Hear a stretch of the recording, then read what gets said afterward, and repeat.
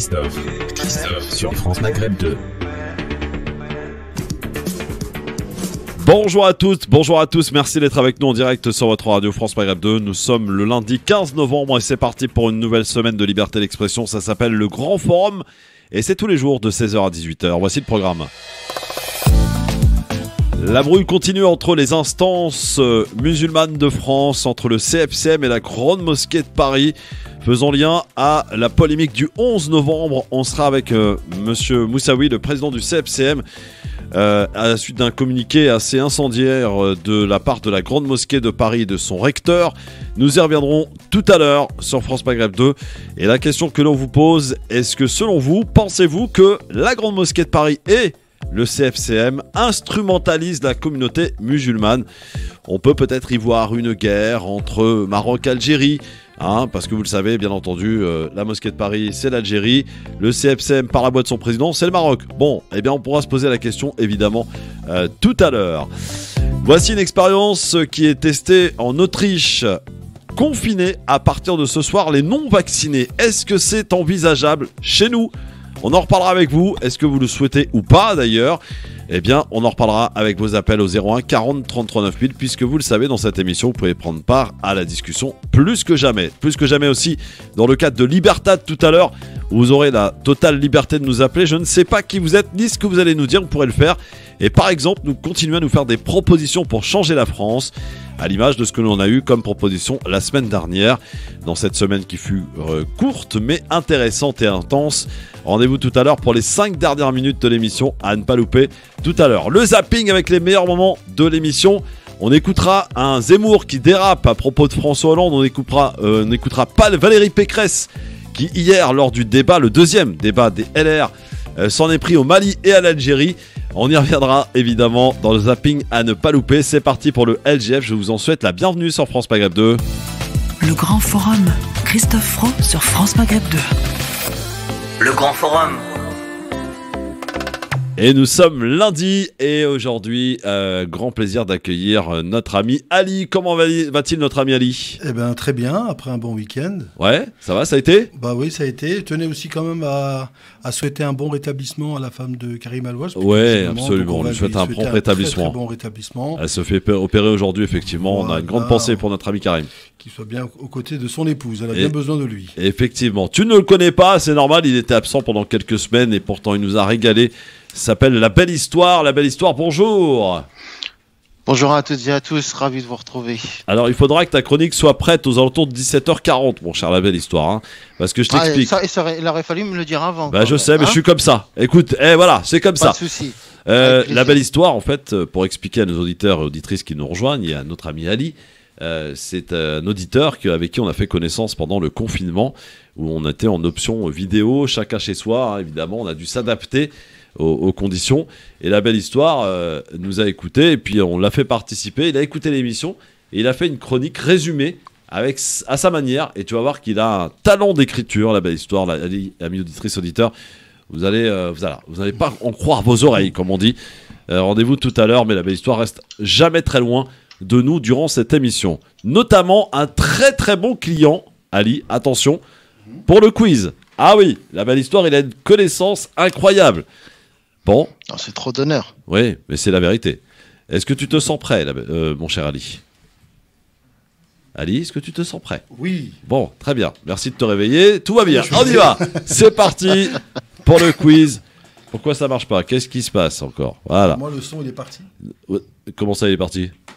T'as plus de casque ? Si, j'ai un casque. Mais... Ah, bon, voilà, tu me rassures quand même. Bon, alors, on va faire autrement. On va faire comme ça. Voilà. Il y a toujours une solution à tous les problèmes, comme on dit. Hop. Allez, c'est parti. Voici le jingle, le quiz. C'est parti, les amis. Le quiz. Avec mes petites questions qui ont, pour certaines d'entre elles, un rapport avec la date d'aujourd'hui, mais aussi avec l'actualité, vous le savez maintenant. Première question.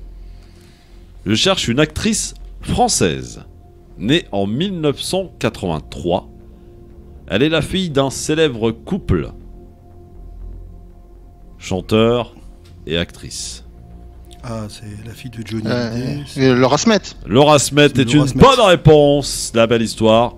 C'était presque ça, Ali. Mais voilà. La fille de Johnny Hallyday, c'était pas la réponse, c'était Laura Oui, Smet. c'est Laura Smet. Voilà.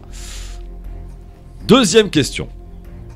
Quelle compagnie aérienne est accusée d'avoir refusé un bébé prématuré de 3 mois, pesant seulement 530 grammes, ayant besoin d'une opération en urgence? On l'a refusé car il n'avait pas de carte d'identité. Quelle est cette compagnie aérienne qui a refusé ce bébé? American Airlines, Non, monsieur. Air Asia, Non, monsieur. Air Algérie. Non, monsieur. Non, je plaisante. Air France. Air France, tout simplement. Air France, accusé d'avoir refusé un bébé prématuré ayant besoin d'une opération en urgence, prématuré de 3 mois, pesant seulement 530 grammes parce qu'il n'avait pas encore de carte d'identité. Incroyable. Sérieusement, c'est une honte. C'est une honte. 2-0 pour la belle histoire. Qui succède en 2002 à Jintao? Xi Jinping.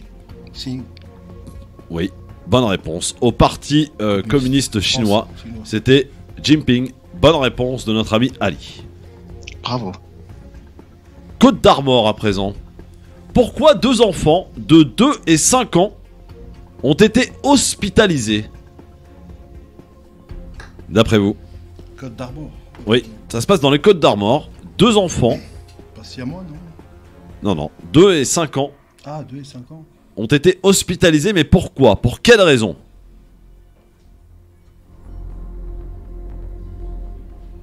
Alors, c'est en rapport avec une casserole, un gâteau. Franchement, si vous me la trouvez celle-là, Gâteau. vous êtes très fort. Ouais. Vous savez, je sais pas si vous le faisiez quand vous étiez petit, quand maman faisait un gâteau, on aimait bien lécher la casserole, etc. La pâte. Ah, Mais ça les a emmenés à l'hôpital. Pourquoi?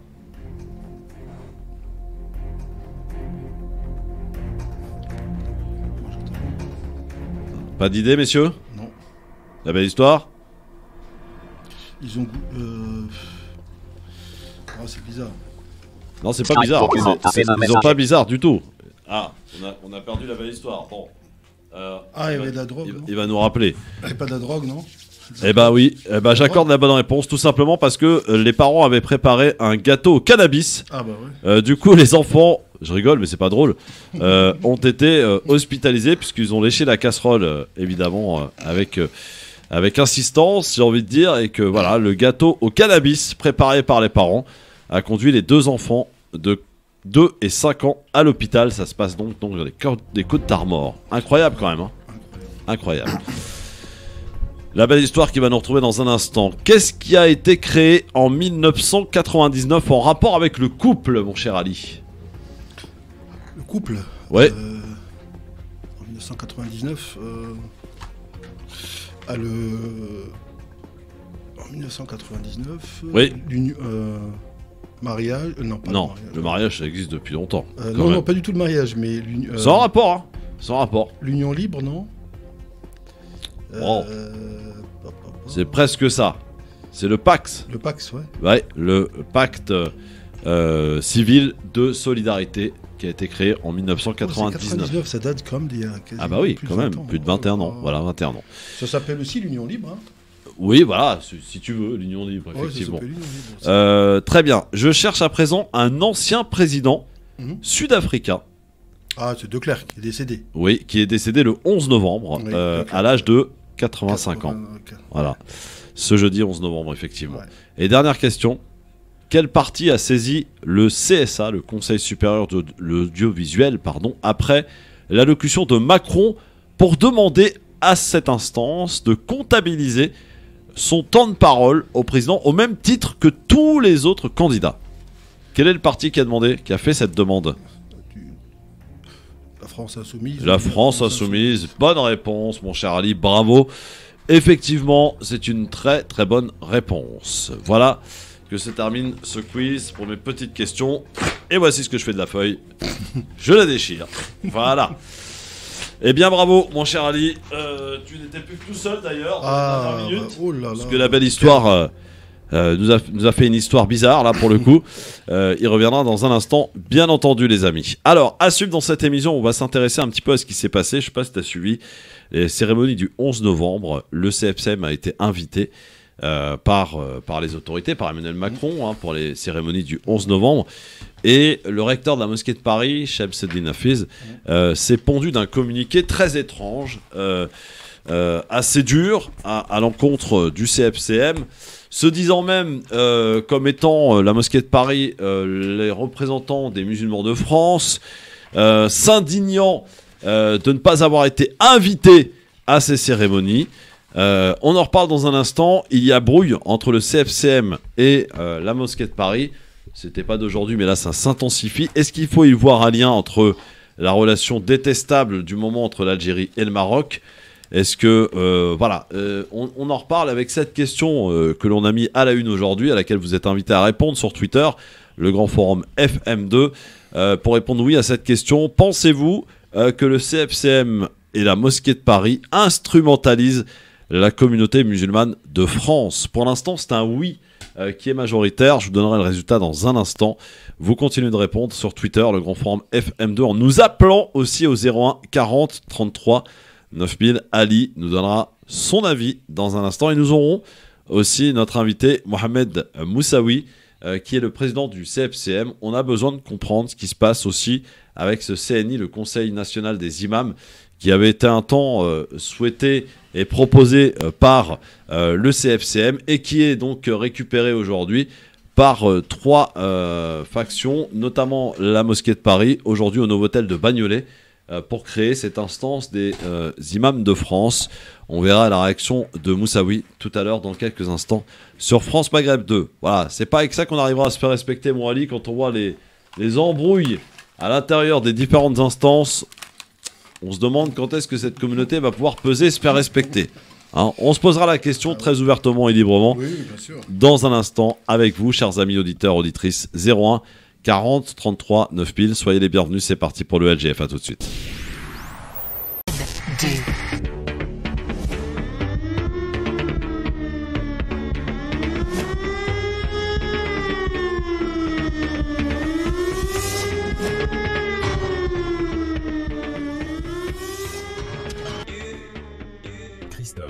Le LGF, merci d'être avec nous en direct sur votre radio France Maghreb 2, en direct aujourd'hui, en ce lundi, avec notre ami Ali, bien entendu, qui est avec nous. La Belle Histoire, on a quelques soucis de liaison, que la Belle Histoire nous appelle au standard. Il connaît le numéro de téléphone, comme ça il pourra au moins, le temps qu'on rétablisse les problèmes de liaison avec la Belle Histoire, suivre un peu l'émission. Donc à toi, mon ami, de nous appeler si tu le souhaites, le temps qu'on essaie de corriger un petit peu tout cela. Bon, soyez les bienvenus en direct sur votre radio France Maghreb 2. Mon cher Ali, est-ce que tu as suivi le débat des Républicains hier?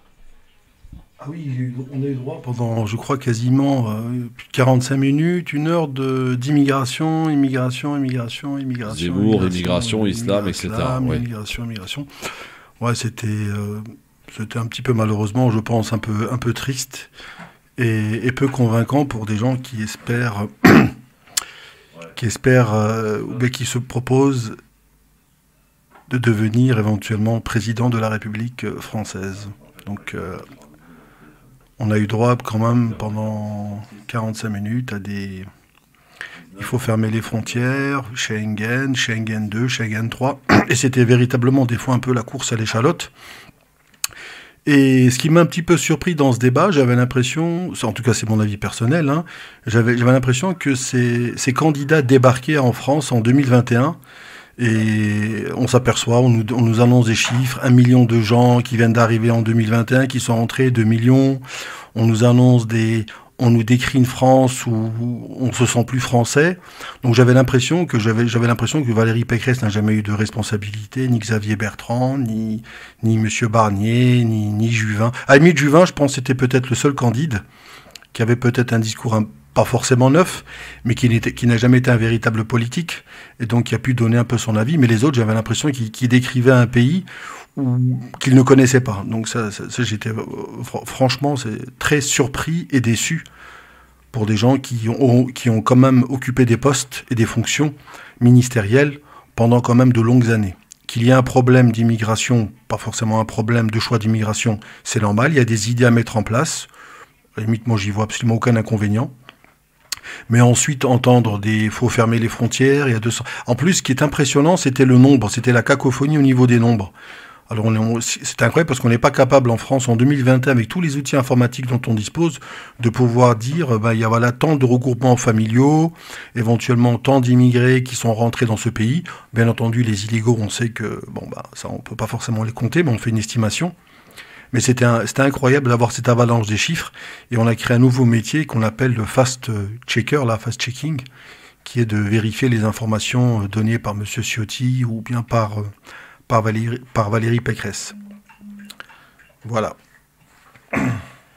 Oui, effectivement. Alors, c'est un débat. C'était le deuxième de cette primaire qui avait lieu hier sur BFM TV RMC. C'est vrai que ça a été très focalisé sur des sujets, l'immigration, l'islam et compagnie, Éric Zemmour. D'ailleurs, on se demandait pourquoi il n'était pas là. Il manquait plus que lui hier, finalement. C'est vrai. Et d'ailleurs, à propos de Zemmour, il devrait annoncer sa candidature cette semaine. Ça s'est dit à la présidentielle. Alors que vous avez vu la première baisse dans les sondages de Éric Zemmour. Il a perdu en moyenne 3 à 4 points depuis la fin de semaine dernière. Bon, voilà, peut-être que les gens commencent à se rendre compte de l'arnaque. La belle histoire est avec nous, donc par téléphone pour l'instant. La belle histoire. J'entends très bien et effectivement, vous avez la primeur du titre de la chronique de ce soir qui s'appellera « République à débattre ». République à débattre, très bien. Eh bien, on a hâte, en tous les cas, de débattre, ou pas d'ailleurs, et avec la République, ou en fonction et en rapport avec les valeurs de la République, comme on aime à le rappeler. Alors, on va s'intéresser maintenant, mesdames, messieurs, aux instances musulmanes de France. Vous savez, on est très souvent obligé d'en parler, puisque beaucoup ne se sentent pas représentés. Il y a ce CFCM qui a été créé en 2003. Il y a la mosquée de Paris. Il y avait d'autres instances. Bon, elles ont tout un peu disparu. Pour le coup, voilà, 2 grandes organisations. Et il s'est passé la chose suivante, c'est que le 11 novembre, il y a eu des cérémonies importantes. Emmanuel Macron, le président de la République, a invité le CFCM, donc son représentant, le président Moussaoui, qui sera avec nous dans un instant. Très énervé, la mosquée de Paris, par son recteur Shemseddine Hafez, que nous avons contacté et qui n'a pas donné suite à notre demande d'interview, je tiens à le préciser. De manière déontologique, on doit donner la parole aux deux intervenants dans cette affaire. Et la mosquée de Paris s'est fondue d'un communiqué extrêmement violent. D'abord, regrettant de ne pas avoir été invité, chose que Moussaoui, le CFCM, dit que non, en se référant à l'Élysée, qu'ils ont bien été invités. Donc là aussi, premier problème. Et en se nommant comme étant les représentants de l'islam de France. D'où l'interrogation et l'indignation du recteur de la mosquée de Paris. Je ne sais pas à quel titre, monsieur le recteur de la mosquée de Paris, c'est pour ça que ça aurait été intéressant qu'il réponde à notre question, aujourd'hui s'autoproclame représentant de l'islam de France. D'abord, c'est pas son rôle. Il est recteur de la mosquée de Paris. Et voilà, c'est toute cette problématique en lieu et place de ces instances. D'où ma question du jour aujourd'hui, à laquelle je vous invite à répondre avant d'accueillir notre ami le président Moussaoui dans un instant. Ali, ami auditrice, auditeur au 01 40 33 9000. Pensez-vous que la mosquée de Paris ainsi que le CFCM instrumentalisent la communauté musulmane de France? Est-ce que vous en avez marre d'être pris en otage par des jeux de petites personnes? Est-ce qu'il faut aussi y voir, et ça là j'y rajoute la petite option, la froidure des relations Algérie-Maroc, car vous le savez, ce n'est pas un secret pour personne que la mosquée de Paris, évidemment, c'est l'Algérie qui est derrière, et que le CFCM, vous savez que c'est une plaque présidente à plaque tournante, et cette fois-ci, c'est le président Moussaoui, qui est un proche du Maroc. Est-ce qu'il faut y voir un lien ou pas avec ces relations diplomatiques? Est-ce que finalement, ça s'invite pas chez nous en France, cette problématique entre l'Algérie et le Maroc? Ali, qu'en penses-tu? Alors, je pense qu'avant tout, c'est donner le rôle et la définition de chacune des structures. Le CFCM est censé effectivement être le Conseil français du culte musulman. Donc, il a forcément, par définition, toute légitimité. Son rôle, c'est d'unir, de servir quelque part effectivement de boussole pour cette communauté qui, je dis et je répète, vit en France, qui est donc directement en connexion avec les instances République française, qui est là aussi pour pouvoir aider un peu tous ces jeunes et nos parents, les personnes âgées. Donc c'est même fondamental et important, voilà son rôle. Aujourd'hui, si on s'aperçoit qu'effectivement ces petites... alors toi, tu as parlé de petites guéguerres entre la mosquée de Paris et le Conseil français du culte musulman. J'ose espérer que ça n'existe pas. Malheureusement, peut-être pour la mosquée de Paris, c'est le CFCM qui est aujourd'hui légitime, hein, c'est le Conseil français du culte musulman. Voilà, donc quelque part, il est tout à fait logique et légitime qu'il soit invité le 11 novembre. Voilà. La mosquée de Paris, si effectivement elle n'a pas été invitée par les autorités françaises, c'est à elle peut-être de prendre acte et peut-être de contacter la présidence si ça a été fait ou non. Ensuite, tu parles d'importer une manipulation de la communauté maghrébine en France. Je pense que la communauté aujourd'hui, les jeunes sont un petit peu sincèrement déboussolés. Il est important que leur discours, que du coup leur discours n'est pas forcément clair, parce qu'effectivement, si le CFCM aujourd'hui n'assoit pas sa légitimité auprès des musulmans de France, il est certain que du coup son discours et toute sa portée n'a absolument aucune utilité. Et j'espère qu'aujourd'hui, le président du CFCM va pouvoir répondre à nos questions. Et je pense qu'aujourd'hui, avec tout ce qui se passe, on a fait référence auparavant du discours des Républicains hier soir à la télévision. Quand je vois comment on parle de l'islam à la télévision avec des versions différentes, on se permet de dire que dans le Coran c'est écrit l'islam c'est écrit le Coran et c'est écrit des inepties, des contre-vérités qui sont véritablement gravissimes, qui passent sur les chaînes info du matin au soir, et qu'à côté, il n'y a pas de structure. Je pense que ça peut être le rôle du CFCM et peut-être aussi la mosquée de Paris, de s'unir ensemble pour quelque part balayer toutes ces mensonges et aujourd'hui s'unir ensemble pour avoir plutôt une réelle représentation de l'islam de France et avoir un discours positif, rassembleur. Voilà. Alors, évidemment, le grand public, j'ai envie de dire, se retrouve l'otage de tout cela, d'où cette question aujourd'hui. Est-ce que vous pensez que ces deux instances, que sont le CFCM, qui, c'est vrai, est très critiqué au sein de la communauté, et la mosquée de Paris, instrumentalise finalement... En invitant cette petite guéguerre qui ne sert à personne, même pas eux-mêmes d'ailleurs, hein, Ali, faut le dire. Hein. Pas du tout. Voilà. Pas du tout. Écoute, Christophe, si on se permet aujourd'hui de parler de la religion musulmane et de l'islam de France comme matin, midi et soir, c'est qu'à côté, il n'existe aujourd'hui aucune structure juridique musulmane ou représentant des musulmans qui soit capable de défendre, et je répète bien, de répondre à ce contre-vérité, ces mensonges qui sont absolument répétés du matin au soir, que ce soit par des politiques, matin, midi et soir. Matin, midi et soir.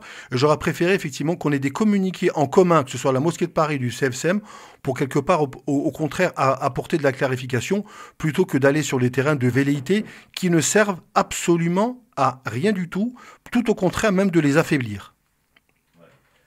Alors, on aura le président Moussaoui qui, je dois le dire, à chaque fois répond présent lorsqu'on le sollicite pour répondre à nos questions. Il ne se le défile pas. C'est quelque chose que je voulais dire parce que j'ai envie de pousser un coup de gueule. Ça fait quand même des années maintenant que j'invite les différents représentants, d'où qu'ils viennent, d'où qu'ils soient, à venir répondre aux auditrices, auditeurs. En fait, à ceux qui sont censés représenter, comme ils disent. Moi, je veux bien, si vous voulez être représentant de quelqu'un ou d'un groupe d'individus, la moindre des choses, c'est de venir leur parler et de répondre aux questions des journalistes qui souhaitent vous interroger sur quelques interrogations qui nous semblent importantes à mettre sur la table. Vous répondez aux abonnés absents. Et la Grande Mosquée de Paris s'illustre parfaitement dans ce type d'exemple. Pardon, mais à chaque fois que j'ai eu à solliciter le recteur, il m'a répondu veux dire, oui, le nouveau recteur, je parle, Chamseddine Nafis, parce que le dernier, j'en parle même pas, bien que j'ai beaucoup de respect pour Dalil Boubacar, mais Dalil Boubacar était quelqu'un qui courait sur les plateaux de télévision à 20h et qui refusait de venir parler dans les radios dites communautaires, en tout cas de s'y déplacer. Bon, Chamseddine Nafis, pareil, il veut pas se déplacer, mais au moins il répond. Là, aujourd'hui, il m'a même pas répondu. Je l'ai sollicité hier, il m'a même pas répondu. Donc ça commence à bien faire, ce manque de respect que vous avez vis-à-vis des gens, que vous êtes soi-disant représentés. Et la mosquée de Paris est un bâtiment, est un monument, cher Ali, chers amis auditrices, auditeurs, et son recteur n'est pas le représentant des musulmans de France. Il faut qu'on arrête avec ça. Il faut qu'on arrête de s'inventer des vies. D'accord ? Le recteur de la mosquée de Paris a un rôle bien précis. Et je le dis en toute tranquillité, je lui dirai s'il daigne répondre à mes questions, parce qu'ici on parle sans langue de bois. Et c'est peut-être ça qui dérange. Je sais que ça peut déranger. Je comprends en même temps que ça soit parfois difficile de répondre à des questions dérangeantes qu'on n'osera pas vous poser sur d'autres plateaux parce qu'on vous dresse le tapis rouge. Moi, je dresse le tapis rouge à personne. Celui qui veut venir répondre à mes questions, malahba. Celui qui veut pas venir, il assume. Voilà. C'est comme ça que ça se passe.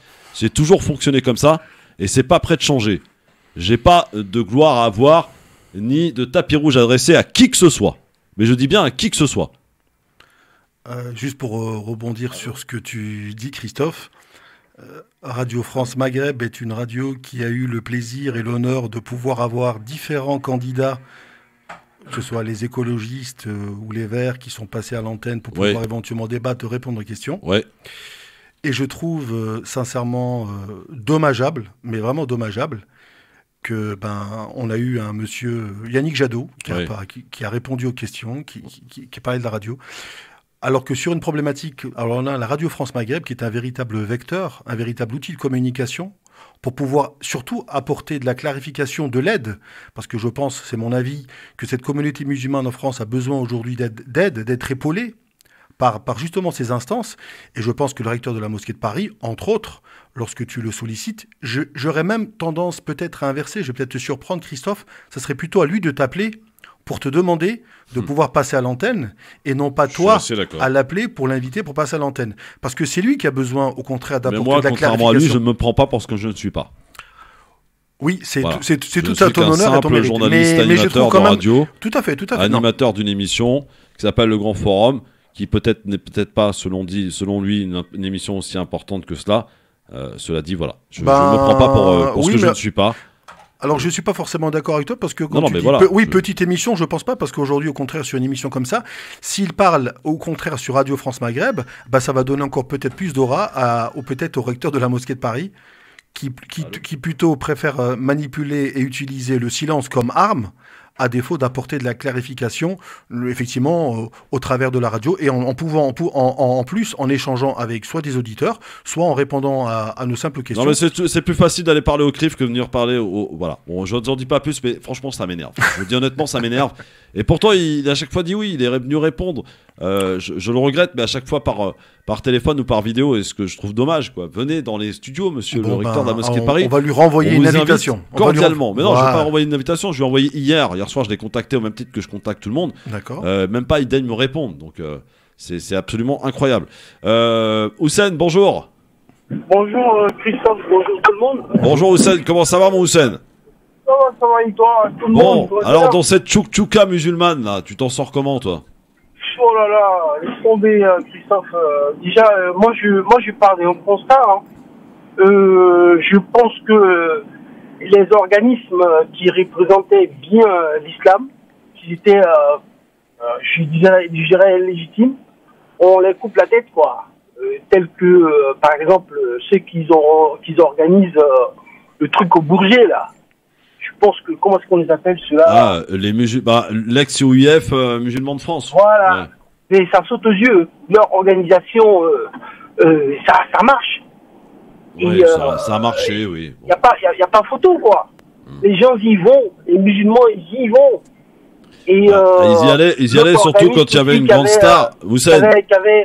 Excuse-moi, je termine. Pardon, je t'en prie. L'organisme aussi qui avait organisé, tu te rappelles, lorsqu'il y avait l'islam bashing ici en France, la marche à partir du Gare du Nord à Nation. Ouais. Tu vois, on s'est senti concerné par ces deux trucs-là. Ouais. Mais ces deux charlots-là, franchement, je sais pas. Moi, ça m'intéresse pas. Je veux même pas qu'on parle d'eux. Bon, en tout cas, je vous invite à écouter celui qui très sincèrement serait venu en studio, mais pour le coup, voilà, je peux vous le dire, il est loin et il m'a répondu tout de suite. Je l'ai contacté, Mohamed Moussaoui, qu'on aime ou qu'on n'aime pas le CFCM et son président, lui il répond tout de suite, il ne se défile pas. Il est déjà venu, d'ailleurs, je vous rafraîchis la mémoire à vous tous, il est déjà venu ici en studio affronter les questions des auditeurs. Je lui ai dit, est-ce que vous êtes capable? Il a dit oui. Il est venu ici, il a répondu aux questions. Et il le refera sans aucun problème. Voilà. Bon, il y en a qui assument et d'autres qui n'assument pas. C'est sûr, Christophe. Après, je dis pas, et je ne prends pas fait et cause pour l'un ou pour l'autre. Attention, hein. Je suis là juste pour constater. Oui, ben, on peut pas lui enlever ça. Franchement, Voilà. le mec, il assume. C'est important de le dire. Parce que quand quelqu'un assume ses responsabilités, il faut le dire. Voilà. Il assume, il est présent, il répond. Et d'ailleurs, il sera avec nous dans un instant, mon cher Oussem. Merci à toi, en tout cas, merci de ton appel pour ce auquel tu faisais référence. Donc, c'était la marche contre l'islamophobie. C'était le CCIF de mémoire. Pas que, il y avait pas que, il y avait aussi derrière des groupes politiques tels que la France Insoumise et compagnie. Ça a été aussi récupéré politiquement, mais ça, on avait vu très clair rapidement là aussi, pour le coup. Allez, dans un instant, Mohamed Moussaoui, président du CFCM, sera avec nous. Ne bougez pas.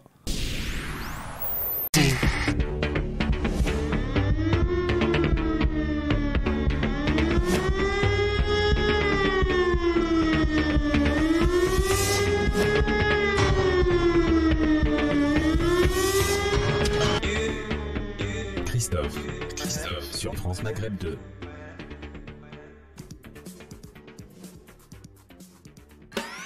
France Maghreb 2 sur 102.6 FM à Orléans et toute sa région. 102.6 FM.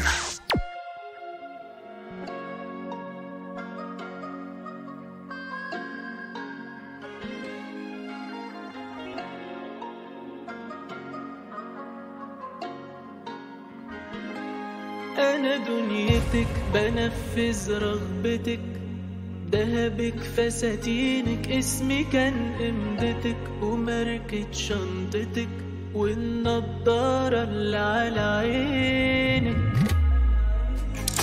اكشفي ورقك أنا الواد اللي حرقك وأنا اللي بعدت عني وسبتي العمر سرقك اكشفي ورقك مفيش منك خطورة ما انتي رسمتي صورة وجودي فيها برقك هو انتي بتهزري ولا انتي نسيتي ايه منظري ايامنا يظهر بتستهتري بعمايلك بلاش قصري هو انتي بتهزري ولا انتي نسيتي ايه منظري يظهر بتستهتري بعمايلك بلاش قصري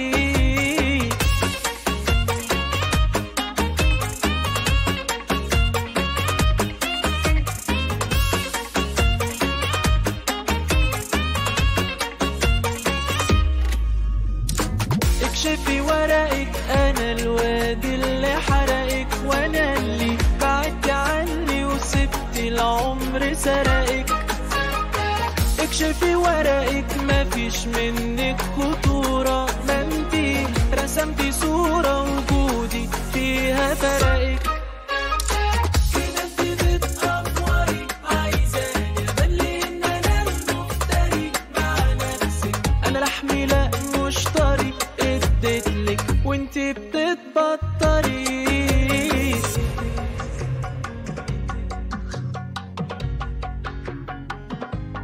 أنا دنيتك بنفذ رغبتك دهبك فساتينك اسمي كان قمدتك وماركة شنطتك والنضارة اللي على عينك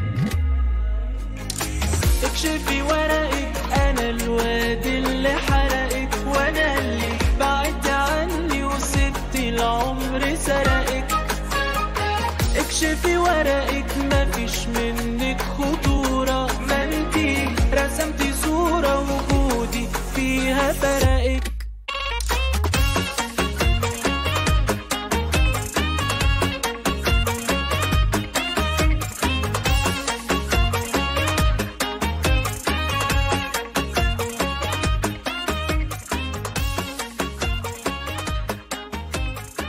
Bienvenue à tous sur France Maghreb 2, merci d'être avec nous en direct. Voilà, pardon pour cette petite musique imprévue, mais tout aussi agréable tout de même.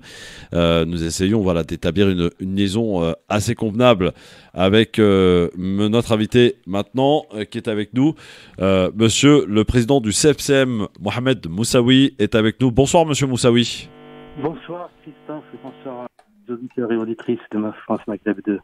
Alors tout d'abord, merci Monsieur Moussaoui, merci de nous répondre et je le disais tout à l'heure et le rappelais, nous avons et j'ai contacté, parce que c'est évidemment déontologique de le faire, c'est notre rôle de journaliste de contacter lorsqu'il y a un problème entre deux parties, entre deux instances, entre deux personnes, et bien de contacter les deux parties, ce que j'ai fait et Monsieur le recteur de la mosquée de Paris, Cheb Sedine Hafez, n'a pour l'instant, jusqu'à ce moment-là, n'a pas daigné répondre à mon invitation.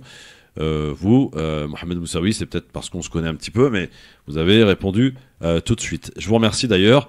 Et je rappelais aux auditrices, aux auditeurs, sauf si je me trompe, Monsieur Moussaoui, que vous aviez, à plusieurs reprises, il me semble, depuis qu'on se connaît, eu le courage, en quelque sorte, mais j'appelle pas ça du courage, j'appelle ça finalement quelque chose de tout à fait normal, de venir assumer vos responsabilités ici en plateau pour répondre aux questions des auditeurs et auditrices. Vous l'avez fait, Mohamed Moussaoui, à plusieurs reprises et je vous en remercie. Et aujourd'hui, si vous n'êtes pas avec nous en plateau, c'est parce que vous êtes loin et en déplacement. Voilà, ceci étant, je suis totalement transparent. Monsieur Moussaoui, première question, elle n'est pas anodine. Qu'est-ce que le CFCM et à quoi il sert ?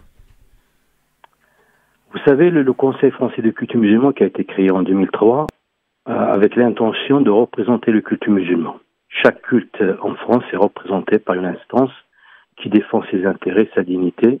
Les musulmans de France, avec les pouvoirs publics, ont décidé ensemble en 2003 de le créer dans cet objectif. Et c'est ce que nous essayons de faire avec le très peu de moyens que nous avons et avec les difficultés internes, malheureusement, qui, parfois, des crises répétitives, mettent en otage cette instance. Alors, Monsieur Moussaoui, il faut qu'on relate un petit peu ce qui s'est passé. C'était le 11 novembre dernier, il y a eu des cérémonies d'organiser, ce qui est tout à fait normal. Le président de la République, Emmanuel Macron, et vous m'arrêtez si je me trompe, vous a invité, pas vous à titre personnel, mais en tant que représentant, président de cette instance qui s'appelle le CFCM. Jusque-là, on est d'accord. Tout à fait, comme chaque année d'ailleurs. Comme chaque année d'ailleurs. Tout à fait. Ce qui nous a surpris, c'est un communiqué émanant de la grande mosquée de Paris et de son recteur, monsieur Cheb Sedine Hafez, qui n'était absolument pas content et n'a répété dans ce communiqué, qui n'avait pas été invité, que c'était totalement scandaleux, allant même jusqu'à lire que c'était scandaleux parce que la grande mosquée de Paris, selon lui, est le représentant des musulmans de France. Ça m'a interrogé, ça nous a interrogé, monsieur Moussaoui. Il est vrai que le communiqué tel qu'il a été rédigé a créé une forme de confusion chez les musulmans de France. J'étais assailli par des appels de membres du CFCM s'interrogeant sur le fait est-ce que les musulmans n'ont pas été invités à cette cérémonie. Je ne conteste pas la légitimité d'inviter la Grande Mosquée de Paris également. C'est une instance importante pour les musulmans de France, pour tous les musulmans de France. Et je n'avais pas l'information que la Grande Mosquée de Paris n'était pas invitée. Parce que d'habitude, elle est invitée à ce type de cérémonie et à d'autres. Et à ce titre, je conteste pas ce statut de la Grande Mosquée de Paris qui est, je le répète une fois de plus, elle est importante pour tous les musulmans de France. C'est pas une mosquée d'une personne ou d'un pays. Donc cela étant dit, effectivement, lorsque j'ai été interrogé, j'étais dans l'obligation de dissiper toute confusion possible. Donc j'ai dit d'une façon factuelle, par un tweet, que à ceux qui s'interrogent sur la supposée non-invitation du culte musulman ou de représentants de culte musulman à la cérémonie du 11 novembre, il est à préciser que le président du CFCM il a été invité à cette cérémonie. Je m'arrête là, j'ai pas fait d'allusion ni à son communiqué du recteur, ni au fait que la mosquée de Paris n'était pas invitée. Après, j'ai demandé au pouvoir public de s'expliquer, ou en tout cas de me donner l'information, pourquoi la mosquée de Paris n'était pas invitée. Et à ma surprise, les pouvoirs publics me disent en fait que la mosquée de Paris a été invitée. Et le recteur le savait, il savait qu'il était invité. À ce moment-là, j'étais dans l'obligation, même si le recteur, je ne remets pas en cause sa déclaration, le fait qu'il n'ait pas reçu l'invitation, mais je me suis dit, je suis face à deux déclarations. L'une du recteur de la mosquée de Paris qui dit qu'il n'était pas invité, en tout cas il n'a pas reçu l'invitation, et de l'autre côté les pouvoirs publics qui disent et précisent, et ils le disent d'ailleurs à la presse, dans le journal La Croix, que le recteur de la grande mosquée de Paris était invité. À partir de là, je pense que mon devoir du président du CFCM, c'est de ne pas rentrer tout de suite dans la polémique et d'attendre, d'avoir clair. Or, lorsque j'ai fait mon communiqué pour dire quelque chose de factuel, c'est-à-dire que le président du CFCM était invité, là tout de suite, les insultes émanant du recteur de la mosquée de Paris, me traitant et d'autres personnes qui ne nomment pas d'ailleurs, de minables, tout simplement.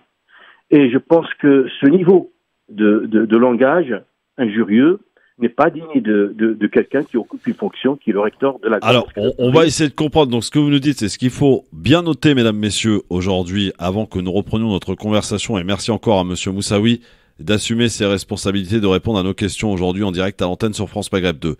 Ce qu'il faut bien comprendre, c'est que vous avez pris donc contact avec les autorités qui vous disent que le recteur et la grande mosquée de Paris étaient invités. Lui nous dit qu'il n'a pas été invité. Faut pas nous faire le courrier du truc qui est pas arrivé. Hein. Je veux dire, ça n'existe pas. On est en France. Je veux dire, quand on veut inviter les instances, voilà, les autorités. Non, mais d'accord. Vous remettez pas en cause. Moi, je vous le dis. Moi, je vous le dis. Quand on est invité quelque part, sincèrement, on le sait. Alors, on va en reparler dans un instant. J'ai plusieurs questions à vous poser avec à mes côtés Ali, chroniqueur du LGF, et Tarek Mami aussi qui est à mes côtés. Ça nous interroge, ça nous intéresse beaucoup. Cette guéguerre qui finalement ne sert personne. A tout de suite sur France Maghreb 2 dans un instant pour la suite de cette interview avec Mohamed Moussaoui.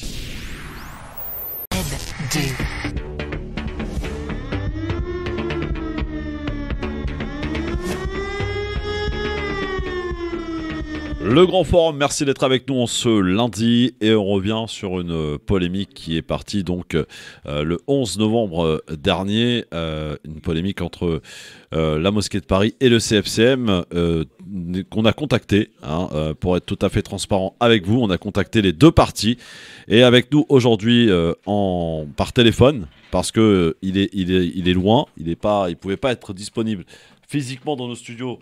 S'il l'avait pu, il l'aurait été. Mohamed Moussaoui, président du CFCM. Rebonjour, monsieur le président. Bonjour. Alors, maître, j'allais dire maître, oui, bah, pourquoi pas d'ailleurs. Tarek Mami, qui a été aussi avocat dans le passé. Donc, maître Mami, bonjour. Bienvenue sur France Maghreb 2. Vous avez écouté le début de cette rencontre avec Ali à mes côtés. J'ai plusieurs questions à vous poser. D'abord, monsieur Moussaoui, avant de revenir au cœur de cette polémique et pour en terminer, j'ai envie de dire, et pour aussi répondre à la question que j'ai posée aussi aux auditrices et aux auditeurs, j'aimerais que vous nous expliquiez par rapport à ce mode de fonctionnement. La présidente du CFCM, donc c'est une plaque tournante entre représentants des différents pays, Maroc, Algérie, Turquie. On est d'accord jusque-là. Vous aviez, je crois, sauf erreur de ma part, monsieur le président, dit qu'au bout de votre mandat, eh bien, on cesserait avec ce type de pratique. Et je crois que votre mandat arrive à sa fin. Qu'en est-il, monsieur Moussaoui? Alors, avant peut-être d'enchaîner sur ces questions-là, le sujet de l'organisation du CFCM, je tiens quand même à préciser que ma réaction lorsque le recteur de la mosquée de Paris a proféré des insultes à l'égard du CFCM, de ma personne et d'autres personnes d'ailleurs qui n'ont pas, mais également avec des accusations très graves que le CFCM servirait des intérêts étrangers, c'est là où j'ai réagi. Et j'ai réagi pour rappeler que la mosquée de Paris est une mosquée pour tous les musulmans de France. Et le fait que son recteur ternisse son image de la sorte nous blesse tous. Et je pense que il faut quand même qu'à un moment donné, que les personnes qui sont à la tête des institutions musulmanes puissent honorer la mission dont ils sont investis et ne se permettent pas tout. Ils doivent être exemplaires dans leur expression et dans leur attitude. Oui. Alors, pour répondre à ma question. Ils sont maintenant du fonctionnement du CFCM. effectivement, le mode d'une alternance entre 3 présidences sur un mandat de 6 années a été instauré depuis 2013. Il a été accentué, on va dire, en 2019 dans les statuts, après la modification des statuts de 2019, dans laquelle j'ai pas participé. Et je souhaitais effectivement une réforme profonde du Conseil français du culte musulman, qui redonnerait la parole aux musulmans de France par la création des conseils départementaux et une élection donc de l'instance représentative du culte musulman par le bas. Parce qu'aujourd'hui, il faut le dire, que les 4 fédérations qui constituent la coordination, cette coordination dissidente qui a quitté le CFCM, le fait que ces 4 fédérations disposent de 30 désignés parmi les 87 membres de l'Assemblée générale pose problème pour sa réforme et pour même les modes de décision à l'intérieur. Lorsqu'on sait que les CRCM, tous confondus, qui représentent donc l'ensemble des mosquées de France, pèsent uniquement 43 élus, pardon. Donc il y a un problème de représentativité et de légitimité même de l'instance du CFCM. Donc il faut retrouver cette légitimité en redonnant la parole aux musulmans de France par le biais de la création des conseils départementaux et une construction donc de bas vers le haut. Ouais, mais vous répondez pas à ma question, monsieur Moussaoui. Ce souhait de cette réforme, où on en est? Est-ce que vous avez avancé? Qu'est-ce qui va se passer après votre mandat? J'ai présenté le 4 juillet, comme vous le savez, 4 juillet dernier, un projet de réforme du CFCM. Malheureusement, et je viens d'indiquer, le système de désignation fait que les 4 fédérations disposent d'une majorité artificielle de blocage et de fait, aucune réforme de cette nature, cette réforme que je souhaitais, ne pouvait pas passer. Elle a été bloquée sciemment et délibérément par les 4 fédérations qui veulent garder le statu quo. Or, le statu quo, il est refusé par tous les musulmans de France. Et qu'est-ce que vous allez faire? Qu'est-ce que vous allez faire jusqu'à la fin de votre mandat, monsieur Moussaoui? Qu'est-ce qui va se passer après? Je pense que les départements, les régions et les musulmans de France de la base ont commencé à s'organiser depuis longtemps. Et de nombreux conseils départementaux ont été créés. Le moment venu, ces conseils départementaux vont se réunir en congrès pour mettre en place une instance renouvelée, représentative du culte musulman, inclusive et légitime. Alors j'ai encore 2 petites questions avant de laisser la parole à mes amis Tarek Mami et Ali.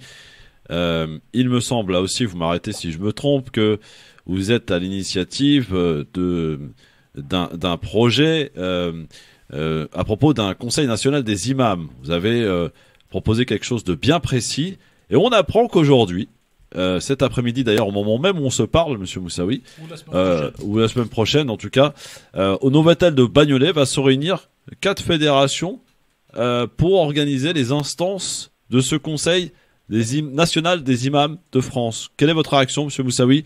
Vous êtes à l'initiative de cela. Le Conseil français du culte musulman s'est réuni hier donc en session extraordinaire pour dénoncer cette façon de procéder, puisqu'il faut rappeler que le Conseil national des imams de France est un projet initié au sein du CFCM et tous les documents, je dis bien tous les documents qu'on va utiliser la semaine prochaine, ces 4 fédérations sont la propriété du CFCM. C'est moi-même qui a rédigé ces documents, les présenter au président de la République. On s'est approprié votre projet, en fait, c'est ça. En présence de toutes les composantes, y compris les 4 fédérations. Oui, dont la mosquée de Paris. Dont la mosquée de Paris, il faut le rappeler. Dans la mosquée de Paris, le 10 novembre, nous avons validé ensemble tous les textes, y compris les statuts, puis nous les avons présentés au président de la République. Et ensuite, il y a eu cet épisode de la charte qui a créé une crise que vous connaissez au sein du CFCM, mais pas pour autant, le CFCM n'a pas arrêté pour autant de sa réflexion sur le CNI. Nous avons tiré la leçon sur le fait que les mosquées au niveau local ont contesté la façon dont le CNI était construit. Dans notre esprit, lorsque nous avons annoncé, en tout cas le CFCM, lorsqu'il a avancé au CRCM et aux mosquées locales, qu'il s'agissait d'un projet qu'il allait être soumis à leur approbation et puis donc la construction, elle va repartir du bas vers le haut. Ouais. Les musulmans de France n'avaient pas accepté cette façon de faire. Ils auraient souhaité plutôt qu'il y ait une concertation d'abord avant de présenter les textes au président de la République. Ah. J'ai pris acte de cette contestation des musulmans de France, raison pour laquelle donc nous dirigeons aujourd'hui vers les départements avec une concertation large. Nous l'avons fait depuis donc quelques mois. Nous continuons cette concertation avec eux et nous avons appelé le 12 décembre prochain ces structures qui ont été constituées, une quarantaine de conseils départementaux ont été créés.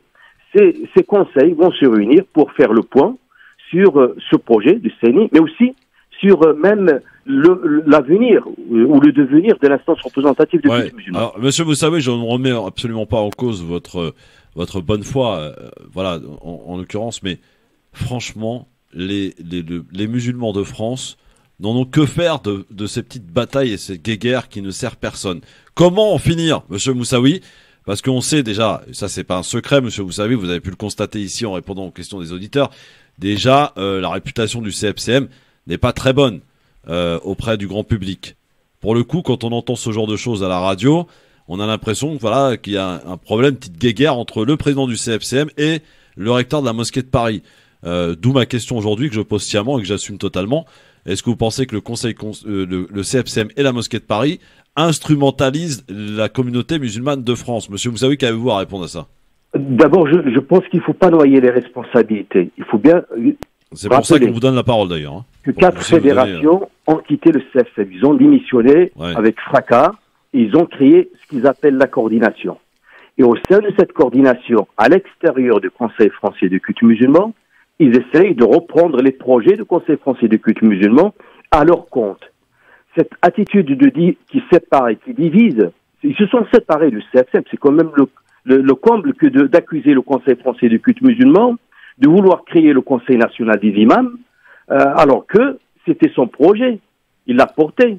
Ces fédérations, ils étaient à l'intérieur. Ils ont quitté. Pour quelles raisons ils ont quitté? Ils ont l'obligation de s'expliquer devant le musulman de France. Ouais. Pourquoi ils ont quitté le CFCM? Et ils ont créé quelque chose à côté.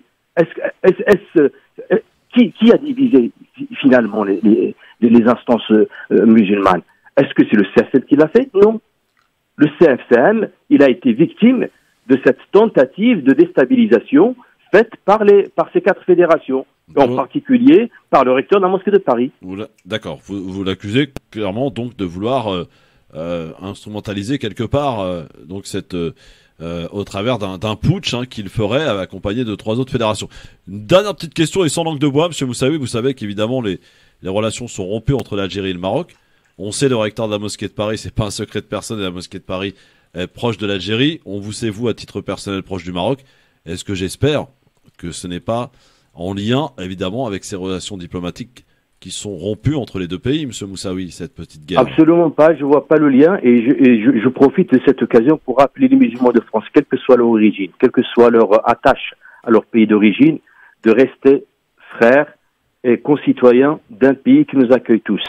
Dans un pays dont nous sommes citoyens tous, à égalité. Ouais. Je pense que les problèmes qui peuvent surgir dans d'autres pays, les relations qui peuvent être difficiles entre pays, ne devraient pas affecter les relations fraternelles que devraient avoir les musulmans, qu'ils soient d'origine marocaine, algérienne, tunisienne, turque ou autre. Je pense que nous sommes tous des musulmans. D'abord, nous sommes aussi français, et à ce titre-là, nous devrions donc collaborer, travailler ensemble dans la fraternité.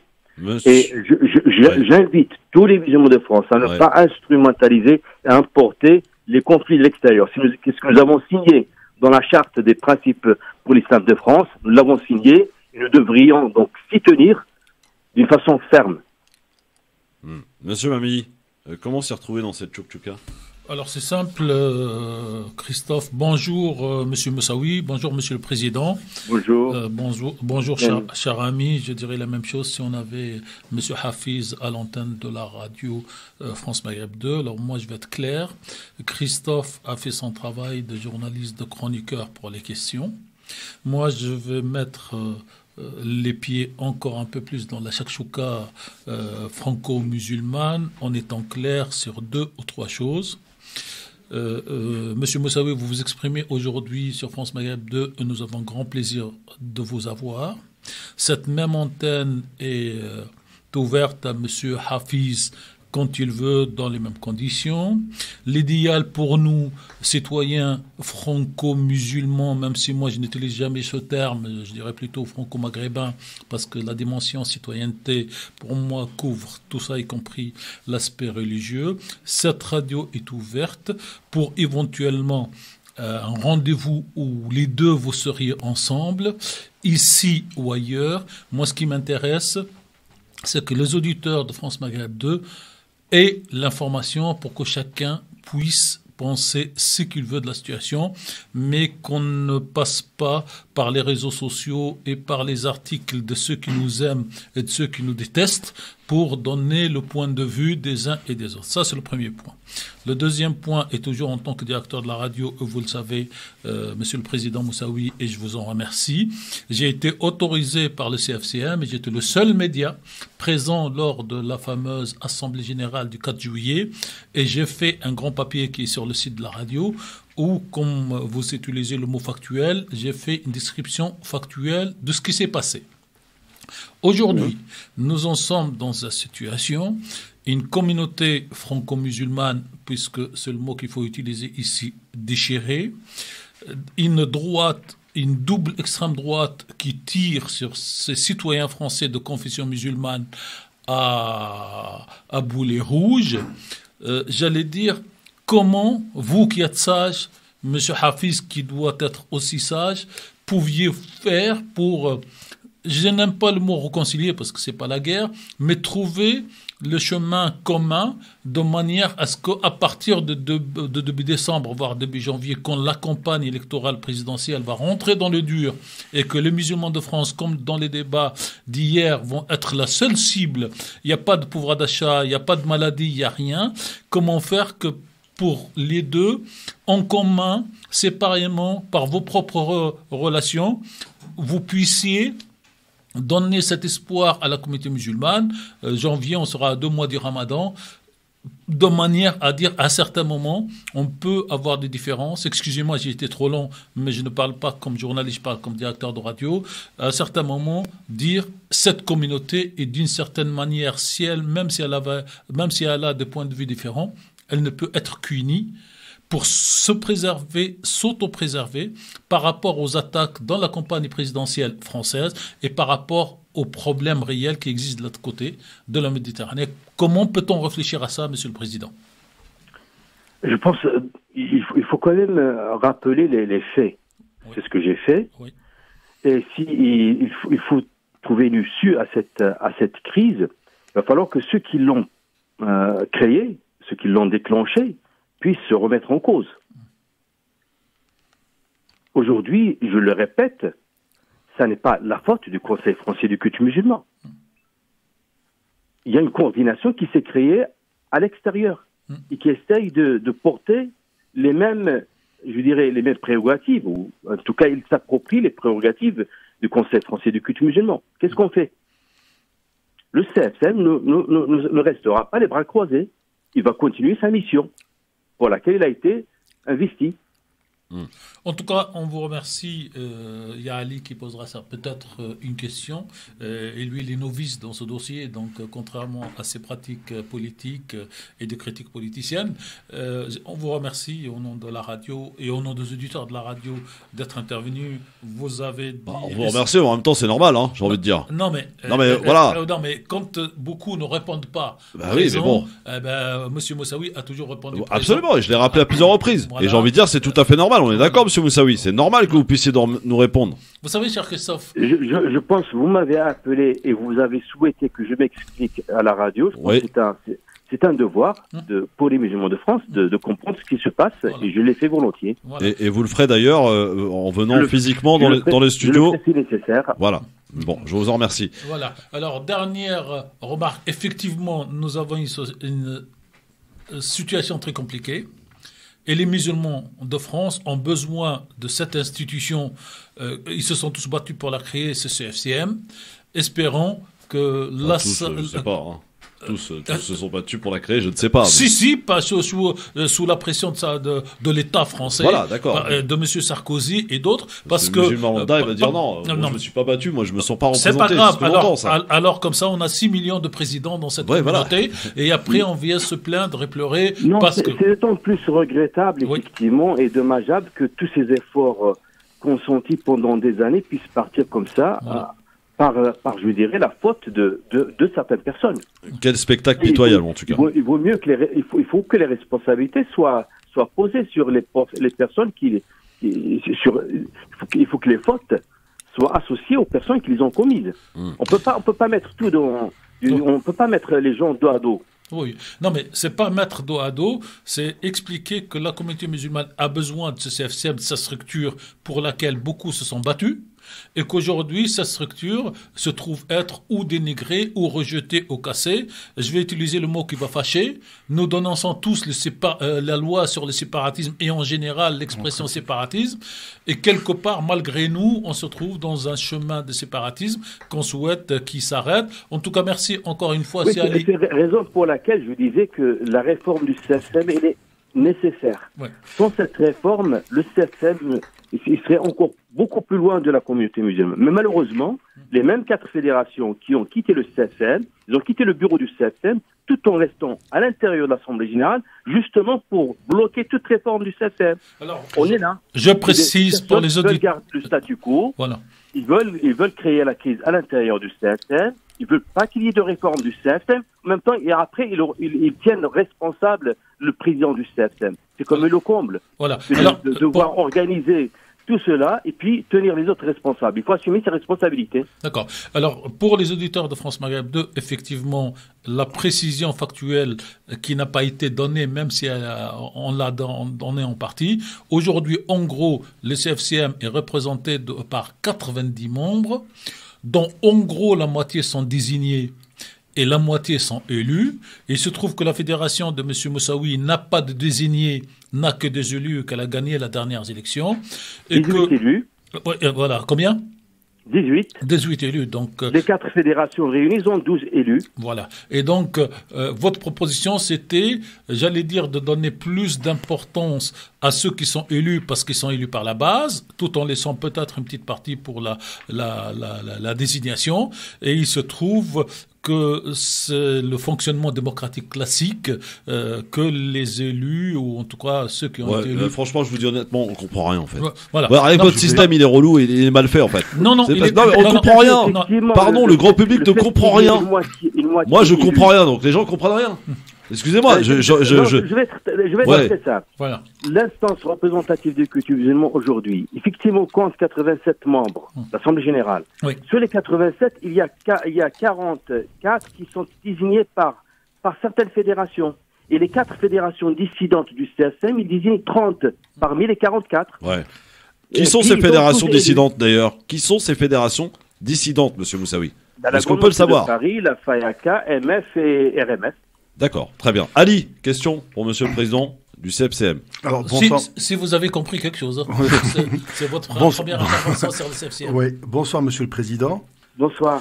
Alors, j'ai été quand même stupéfait par malheureusement tous les mots qui sont employés. On parle de différence, de séparatisme, d'exclusion pour une institution qui a pour vocation d'unir les gens. Donc déjà, ça, je suis relativement un petit peu surpris.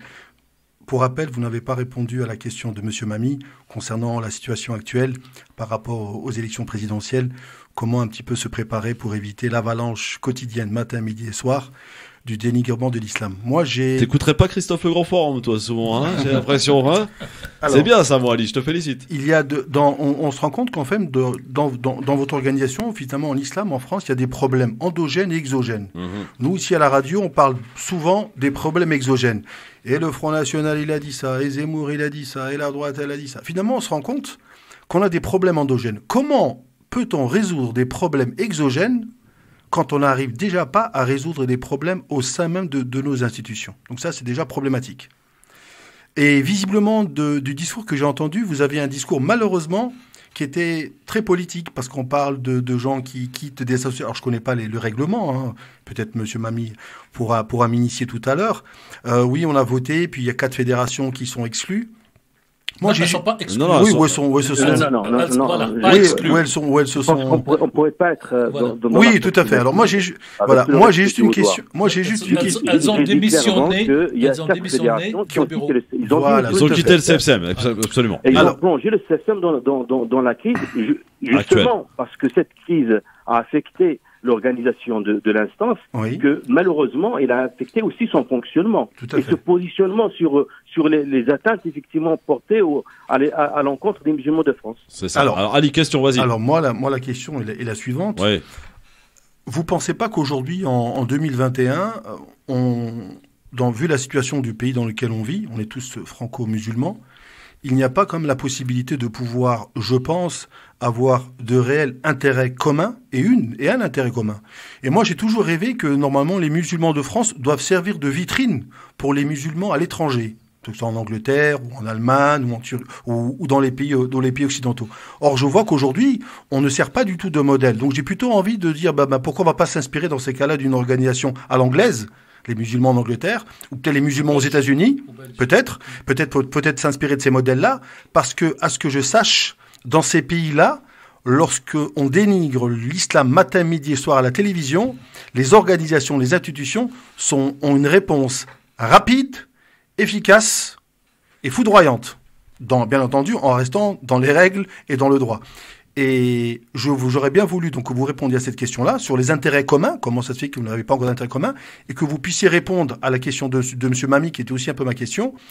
On est véritablement au prélude de cette élection, et sincèrement, moi, j'en ai un peu assez tous les matins et tous les jours d'entendre des gens candidats, non candidats, parler de l'islam en proférant des mensonges, des inepties, et qu'à côté, il n'y a personne qui puisse envoyer, ne serait-ce que dans la minute qui suit, excusez-moi, mais je pense que c'est comme ça, dans la minute qui suit, envoyer un démenti, que ce soit à Zemmour ou peu importe.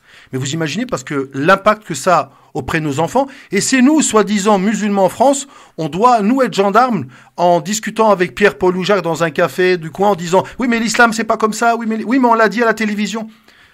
Je crois, Monsieur Moussaoui, votre rôle, il est avec pardon. Il est très difficile avec la mosquée de Paris. Je pense qu'il est plutôt focalisé là-dessus, s'il vous plaît. Je pense que vous avez un intérêt commun. Réponse, Monsieur Moussaoui. Je vous accorde effectivement que le CFCM, malheureusement, qui a été mis malgré lui dans cette situation, qui lui permet pas d'être aussi fort que vous espérez. Oui. Et nous espérons tous, effectivement, et nous l'avons fait par le passé, nous avons réagi à beaucoup de choses. Mais aujourd'hui, malheureusement, et je suis pas vraiment heureux de consacrer autant de temps à des difficultés internes, alors que normalement, nous devrions être une force, et on est en train de perdre notre temps dans des polémiques. On est 6 millions.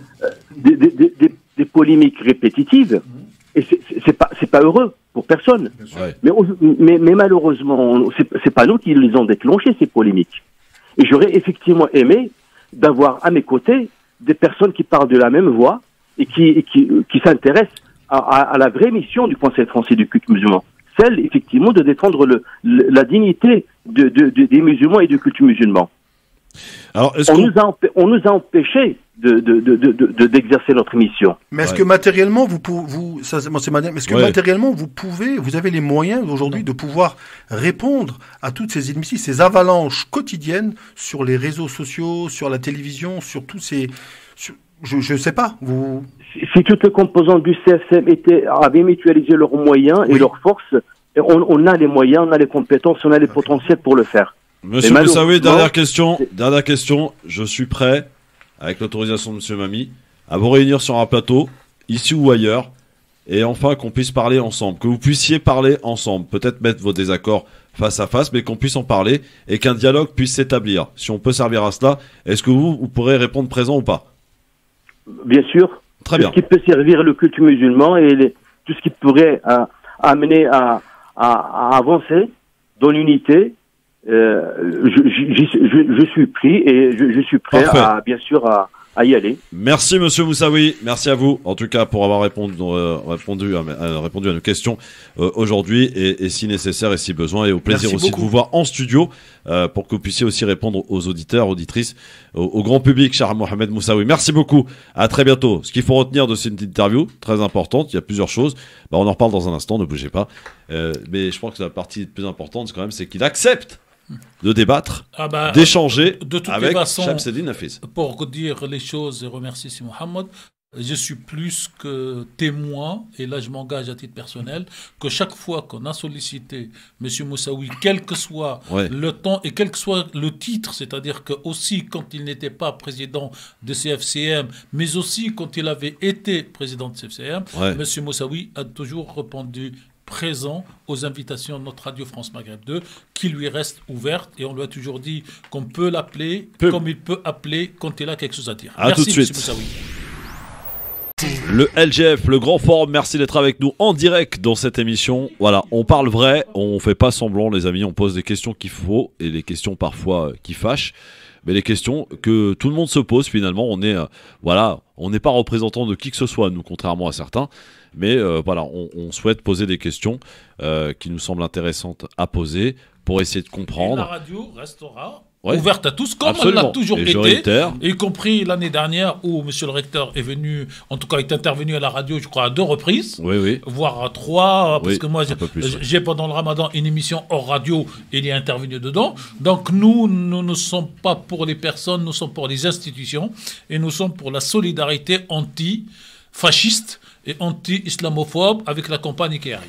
Bon, alors, ce qu'il faut retenir de cette interview, donc, c'est que Mohamed Moussaoui, effectivement président du CFCM, a totalement déploré et rejeté en bloc les accusations émanant du recteur de la mosquée de Paris, Shamseddine Nafiz, concernant cette polémique de la cérémonie du 11 novembre où Mohamed Moussaoui nous dit qu'il a contacté les autorités pour leur demander de s'expliquer pourquoi la mosquée de Paris n'a pas été invitée, ce qui lui semblait normal aussi à lui. Et les autorités lui ont répondu que la mosquée de Paris, son représentant, a été invité. Donc, alors aujourd'hui, Christophe, pour les auditeurs de la radio, en fait, il y a 3 étapes ou 3 polémiques. La première polémique, c'est le fait que les 4 fédérations démissionnent de CFCM, mais se présentent à l'Assemblée de CFCM pour voter contre le projet. Ça, c'est la première polémique de juillet. La deuxième polémique, c'est que M. Moussaoui, dans son projet, a fait le projet du CNI, et aujourd'hui, c'est la coordination des 4 fédérations qui s'approprie ce projet pour la semaine prochaine pour le somme. Et le troisième, c'est la cérémonie. Et la question des musulmans de France, ce n'est pas la cérémonie, c'est pas les fédérations, c'est pas la coordination, c'est 2 choses bien claires. 1, qui peut le défendre face à la campagne électorale qui arrive. 2, quel est le premier jour du Ramadan, quel est le dernier jour du Ramadan. Or, l'année dernière, Ali, vous n'étiez pas encore avec nous, vous avez la même date choisie par les 2 groupes, mais chacun par communiqué tout seul. Donc, et nous, on a toujours été légitimistes, et on dit, on attend que le CFCM publie sa date, le reste, ce sont des batailles internes dans lesquelles on ne va pas s'insérer. Bon, voilà ce qu'on pouvait dire en tout cas aujourd'hui. On a contacté M. Moussaoui. Je réitère l'invitation à M. Shamseddine Nafiz qui souhaite répondre peut-être à ce qui a été dit aujourd'hui. Pas répondre, c'est donner son point de vue. Donner son point de vue, et surtout, je lance cette invitation aux 2 parties. Mohamed Moussaoui a répondu qu'il était favorable à un débat, à un échange d'idées autour d'un micro et devant témoins, auditeurs, auditrices de France Maghreb 2 pour qu'ils puissent enfin dialoguer et peut-être sortir de ces petites guéguerres stériles qui ne servent personne, et encore moins les musulmans de France. Donc M. Moussaoui a répondu présent. Je ferai part à M. le recteur de la mosquée de Paris via les réseaux sociaux de cette invitation, et évidemment nous mettrons à leur disposition. Je pourrais même choisir l'endroit. Ça peut même pas se faire ici, ça peut se faire dans un endroit d'autre, il n'y a pas de problème. En tout cas, voilà, on réitère l'invitation et on le fera si les 2 parties en sont d'accord. Alors, petit zapping les amis, on va bien se marrer. Petit zapping avec des extraits qui va nous permettre de parler de différents sujets qui ont fait l'actualité de ce week-end. Premier extrait de ce zapping. Ça se passe du côté de chez Mélenchon, qui revient sur cette crise que l'on n'a pas encore évoquée, biélorusse, et l'Europe. Écoutez ce qu'en dit Mélenchon. Personne n'est gentil là-dedans. Ni la Pologne, ni la Biélorussie, ni la Lituanie, ni les Russes. Personne. Ça n'existe pas, les gentils en politique internationale. Donc il s'agit de traiter une crise. Notre intérêt est que la pression redescende. Est-ce que les Russes sont derrière cette manœuvre? À mon avis, mais ce n'est que mon avis, certainement pas. Tellement elle est grossière et tellement elle est maladroite. Voilà, ça c'est l'avis de Mélenchon. Qu'en pense Ali sur cette crise, évidemment, qui prend de l'ampleur là entre la Pologne, la Biélorussie, mon cher Ali? Il est certain, quand on voit les images à la télévision, ce sont des images assez impressionnantes et stupéfiantes. D'un côté des militaires, des policiers, puis d'un autre côté des gens qui sont prêts à passer ces barbelés. Même chose, on en revient toujours. Je pense que moi, ce qui m'intéresse, c'est malheureusement toujours de comprendre la genèse de ces problèmes-là. Si ces gens-là ont fui, ont quitté leur pays, c'est qu'il y a des raisons. Voilà. Donc il y a eu des guerres qui ont été organisées en Syrie, en Libye. Ces gens-là fuient la misère, fuient leur pays, malheureusement. Et aujourd'hui, on assiste à peut-être une nouvelle donne politique en géopolitique où avant on avait des armes. Maintenant, à défaut d'avoir des armes, l'arme s'est transformée malheureusement en arme humaine avec des êtres humains qui veulent défier pour pouvoir rentrer en Europe via la Pologne, qui n'est pas forcément un pays relativement déjà souple et respectueux des accords de Schengen. Oui. Alors, Monsieur Mami. En fait, la Pologne y joue sur du velours. Elle refuse d'appliquer Schengen et les conditions européennes dans plusieurs domaines. Et quand il s'agit de cette affaire malheureuse de migrants du Moyen-Orient amenés d'une manière ou d'une autre sur sa frontière, qu'est-ce qui se passe?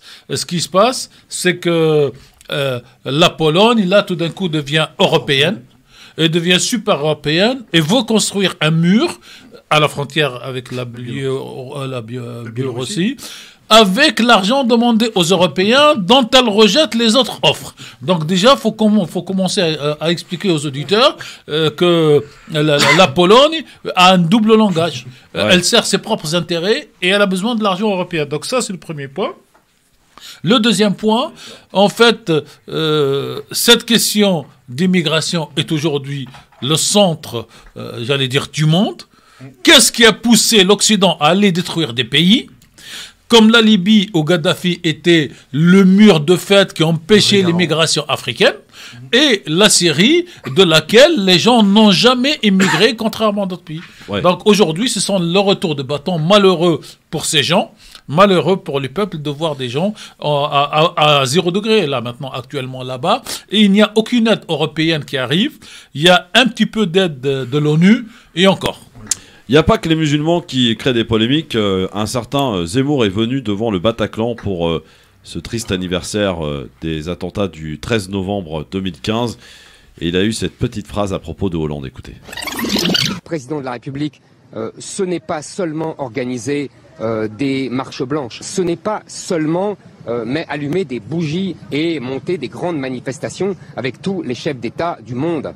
C'est défendre les Français contre la guerre qui nous est menée. Alors ça a évidemment fait réagir François Hollande qu'on écoutera dans un instant. Est-ce que la sortie de Zemmour, Ali, tu la juges comment ? Le problème de Zemmour, c'est quand il parle, quelle casquette il revêt. Est-ce que là, il revêt la casquette de candidat ou de polémiste ? En tant que polémiste, à la limite, je ne suis pas surpris et déçu. Par contre, en tant que futur candidat éventuellement à l'élection présidentielle, je trouve qu'effectivement, le niveau est très très bas. Ouais, alors François Hollande a réagi, a rejeté en bloc évidemment et a trouvé indigne les propos d'Éric Zemmour. Est-ce qu'il a raison, monsieur le président Hollande, monsieur Mami ? Bien sûr qu'il a raison. C'est-à-dire, quand on va dans un lieu de commémoration, quel que soit l'endroit, on vient pour, s'agenouiller devant le drame des gens. Et en général, on ne fait aucune déclaration, ou alors on fait une déclaration soft, politiquement correcte, pour dire nos cœurs et nos esprits vont aux familles. Voilà. Mais ce monsieur, dont je ne vais même plus dire le nom, est là, en fait, pour faire à chaque sortie une provocation pour qu'on parle de lui 3 minutes de plus que tous les cousins et les voisins et les candidats à la présidentielle. Donc, si vous voulez lui donner de l'importance, malheureusement, la presse aujourd'hui est devenue l'instrument du buzz, mais c'est condamnable. Ça commence à baisser d'ailleurs. Bah, j'espère. Ouais. Pour moi, de toute façon, j'ai toujours fait un pronostic que si jamais il a les 500 candidats, il terminera à 7% et on peut le noter aujourd'hui parce que les batailles intra-droite, intra-extrême droite vont faire que quand on arrive à l'élection, chacun redevient légitimiste. Alors, on va faire un petit tour en Tunisie maintenant. Et pour cela, direction France 24. Il y a eu des manifestations importantes hier en Tunisie. Écoutez. Tunisie voisine, nouveau dimanche de mobilisation. Plusieurs milliers de personnes se sont rassemblées à proximité du Parlement. Vous le voyez, un Parlement gelé depuis 3 mois maintenant. Tous dénoncent la décision du président Kais Saïed de s'arroger les pleins pouvoirs. Écoutez quelques réactions recueillies au micro de France 24 à Tunis. Les décisions du 25 juillet et du 22 septembre ont donné à Kais Saïed tous les pouvoirs. Et cela n'est pas digne de la Tunisie révolutionnaire, qui a toujours été l'exception dans la région pour les révoltes arabes. C'est la raison pour laquelle nous ne voulons pas que la Tunisie revienne en arrière. La Tunisie doit rester un modèle de réussite de la démocratie. Toutes les issues pour accéder à la manifestation sont fermées. J'ai dû garer ma voiture à 5 km d'ici et je suis venu à pied. Toutes les routes pour arriver jusqu'à la capitale sont également fermées ou contrôlées par la police. Dans ce contexte, où est la démocratie? Où est la démocratie, monsieur Mami, en Tunisie aujourd'hui? Alors, la démocratie, elle doit être dans l'autorisation du maintien des libertés publiques acquises par les Tunisiens en 2011. Officiellement et sur le papier et au quotidien, cette liberté existe. Par exemple, en Tunisie aujourd'hui, vous avez dans les médias, notamment le fameux professeur de droit constitutionnel qui s'oppose au président de la République, il passe sur toutes les radios, pas sur les télés, parce qu'il y a un problème particulier sur les télés. La télévision nationale officielle est plus ou moins verrouillée. Et la télévision NESMA, elle est fermée parce qu'elle est illégale depuis 2014. La deuxième, c'est l'autre télévision qui s'appelle Hannibal, est en train de négocier pour avoir un statut intermédiaire en attendant de régulariser. Donc les télévisions, il ne peut pas y passer. Et puis la télévision du parti Nahda, Zitouna, est fermée. D'ailleurs, la bonne nouvelle pour la Tunisie, pour moi, c'est qu'il y a une radio religieuse tunisienne qui s'appelle Zitouna, qui a été créée par le gendre de Ben Ali en 2009. Elle a été récupérée par le parti politique Nahda en 2012. Les Tunisiens, en tout cas, la classe politique ou une grande partie, a demandé à la faire rapatrier dans la radio nationale. Enfin, la semaine dernière, elle a été récupérée par la radio nationale. Donc la religion sera entre les mains de la radio. Pour la démocratie, on peut, j'allais dire, condamner le fait si le président de la République essaye donc de serrer les vis sur la liberté d'expression. Il n'a pas le droit. D'ailleurs, lui-même, il a suspendu une large partie de la Constitution, mais il n'a pas touché au paragraphe ou au chapitre sur les libertés. Aujourd'hui, il y a une bataille politique. Quand les pro-Caïs descendent, ils sont des milliers. Et quand les autres descendent, ils sont un peu moins, puisque hier, les chiffres varient entre 3, comme en France, hein, cher Christophe, 3 000 pour la police et les pro-Caïs Saïd, 30 000 pour les manifestants. Et donc, aujourd'hui, il y a un vrai problème de démocratie en Tunisie, d'un point de vue de non-visibilité de ce que veut faire le président de la République. Le président de la République a fait un acte que tout le monde salue en juillet, mais il est resté dans le flou sur la suite du mouvement. Juste un petit point. Rapidement. Juste un petit point, moi qui suis quand même un peu, même algérien, attaché à la Tunisie. Il faut quand même rappeler que depuis quand même 3 ans, le pays subit quand même, avec le Covid, un contexte économique. Depuis 3 ans. Pardon, depuis 3 ans, là. Depuis 3 ans. Avec l'histoire du Covid et cette baisse de rentrée de capitaux, hein, qui est loin d'être négligeable pour un pays touristique. Ouais. Et c'est vrai que la situation économique, rajoutée avec cette situation démographique démocratique, je pense, de transition, ça ne fait pas forcément les affaires du peuple. Et ça, c'est malheureusement un contexte qui est économique. Dans un instant, on écoutera Pécresse, un extrait du débat d'hier soir sur l'immigration. Ça a été un grand sujet abordé hier soir. Et la belle histoire, évidemment, qui va nous faire le résumé de cette émission très riche. Aujourd'hui, à tout de suite. L'émission de référence s'appelle Le Grand Forum. Dans quelques instants, amis peuple de France, vous allez pouvoir vous exprimer dans le cadre de Libertad et nous faire, comme vous l'avez fait la semaine dernière, pour ceux qui le souhaitent, bien faire vos propositions pour changer la France. On en a eu quelques-unes bonnes propositions, notamment par exemple, un auditeur nous disait la semaine dernière être favorable au retour de l'uniforme à l'école. Voilà des propositions concrètes que vous pouvez faire et que vous allez pouvoir continuer de faire. Outre aussi vos coups de gueule et vos coups de cœur au 01 40 33 9000 dans un instant. Messieurs, avant de retrouver la belle histoire qui va nous faire le résumé de cette émission dans un instant et qui est avec nous, Valérie Pécresse, extrait du débat hier soir, deuxième débat des candidats LR. Ils étaient 5, une seule femme, Valérie Pécresse. Voici ce qu'elle dit au sujet de l'immigration. Elle en profite pour tacler le Mali et l'Algérie. Écoutez. Moi, ce que je souhaite, c'est aller plus vite, plus fort et être plus efficace. J'ai déposé une proposition de loi constitutionnelle. Cette proposition de loi, je la ferai adopter par le Parlement et ensuite par les Français par référendum. Parce qu'elle va nous permettre de reprendre le contrôle des flux migratoires. Parce qu'une immigration incontrôlée et une intégration ratée, ça peut disloquer une nation. Et on en est là aujourd'hui. Et oui, il y a un lien entre immigration, islamisme et terrorisme, et un lien entre immigration et insécurité, puisqu'on voit bien que 20% d'étrangers sont dans nos prisons, et on voit bien malheureusement qu'un certain nombre d'attentats ont été commis par des étrangers sur notre sol. Donc il faut reprendre le contrôle. Alors dans cette loi, un principe, des quotas migratoires. Des quotas migratoires votés par le Parlement chaque année par type d'immigration, ce qui nous permettra de limiter au maximum, par exemple, le regroupement familial, ce qui nous permettra de limiter aussi l'immigration de travail ou l'immigration étudiante, en fonction aussi des pays, parce que tous les pays ne posent pas les mêmes problèmes. Et je renégocierai, moi aussi, les traités migratoires avec les pays d'origine, avec un principe très simple. Vous voulez des visas ? Vous donnez les laissez-passer consulaires pour rapatrier vos clandestins. Nous avons plus de 600 000 clandestins. Donnant. C'est ce que fait le gouvernement aujourd'hui. Attendez, monsieur Switek, pourquoi le fait-il ? Il le fait parce que nous l'aiguillons. Il le fait parce qu'aujourd'hui, on a un gouvernement aux abois qui reprend les solutions de la droite. Donc oui, on le fera. Et on le fera pas pour 3 mois. On le gravera dans le marbre des traités.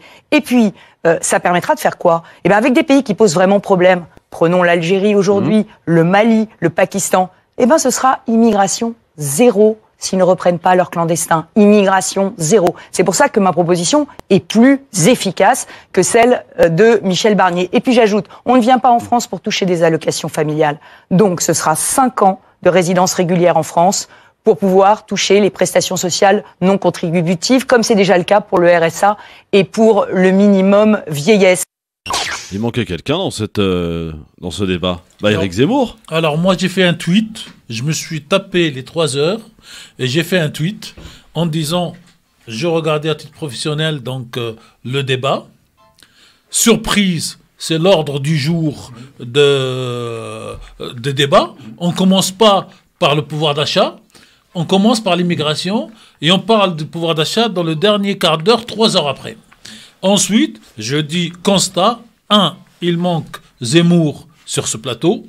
2, si Zemmour était sur le plateau, 4 candidats suivraient ses propositions. Il n'y a qu'un seul qui se rebufferait un petit peu, c'est le docteur Juvin.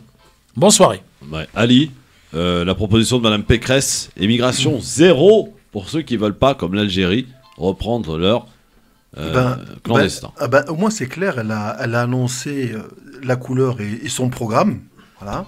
Alors moi je vais malheureusement lui donner une petite réponse. Je pense que sa stratégie est complètement vouée à l'échec de faire l'immigration zéro, visa zéro, parce que cette fameuse phrase « on vous donne des visas et vous nous donnez des laissez-passer », que la 6e puissance mondiale commence à faire des négociations, de la tractation avec des pays comme l'Algérie ou le Mali, je pense que la France est tombée bien bas. Ouais. Alors juste un mot, cher Christophe.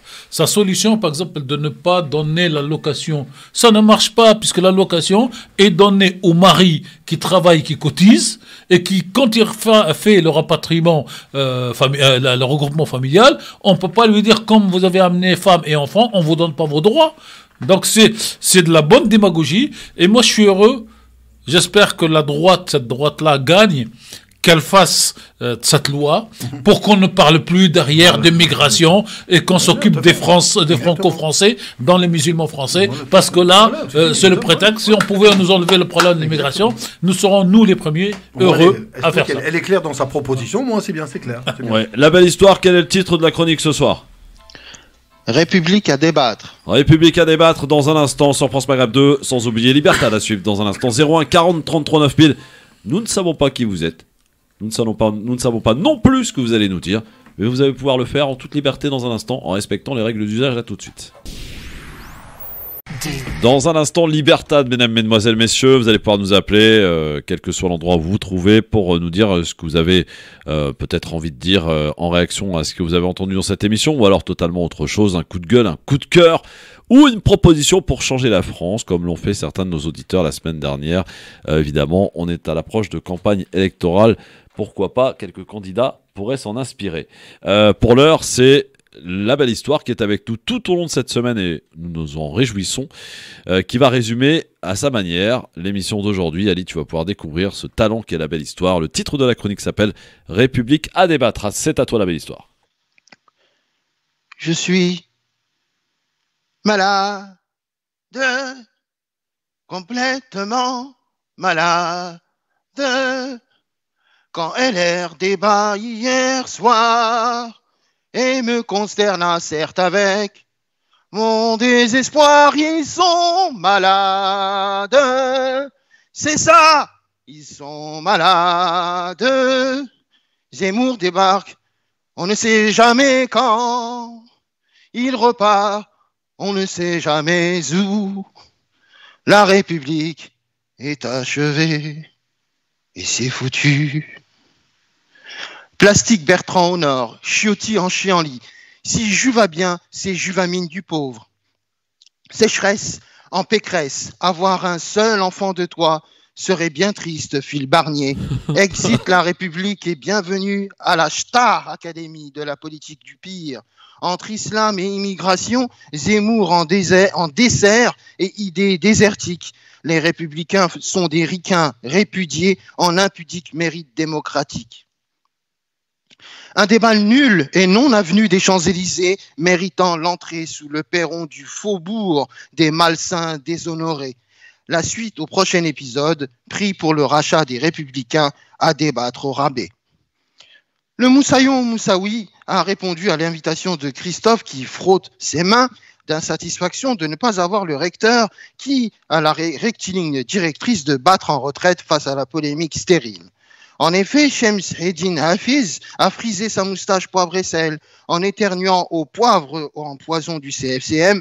Le Conseil français du culte marocain, musulman, a reçu du recteur un communiqué salé n'ayant pas reçu l'invitation sucrée des hautes instances françaises aux cérémonies du 11 novembre.